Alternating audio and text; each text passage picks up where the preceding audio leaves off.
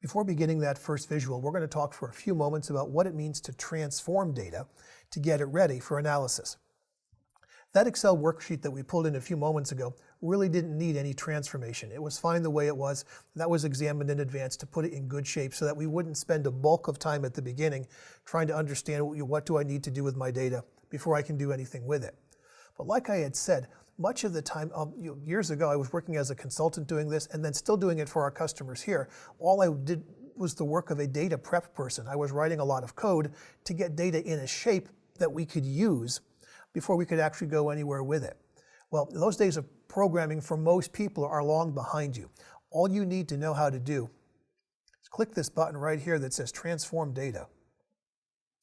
And this loads you into a separate tool that will let you do any number of things to this data.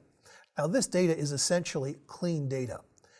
I did look around a little bit here. It looks like there's someone's going to have to make some adjustments to some zip codes. Other than that, the data is in really good shape.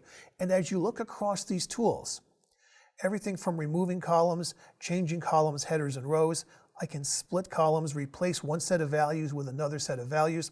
I do this very often when I'm working with legacy systems, and they have zeros and ones all over the place, and those zeros and ones have meaning, but nobody knows what the meaning is. And so I'll go in and I'll put those in place, followed by another series of tools for performing even more types of transformations on the data, all the way out to getting statistical information on it. If we were working with large amounts of data, this would be hugely important to do. And very oftentimes I come out here, sometimes the stuff is even a little more basic.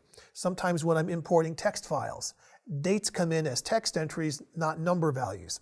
And sometimes decimal values don't come in as percentages the way I want them to, and so on. And so I'll need to come over here and work with some of these options to turn the data into the type of information I know that it actually is, so that I can do the math I need to do and produce the visuals that I need to produce.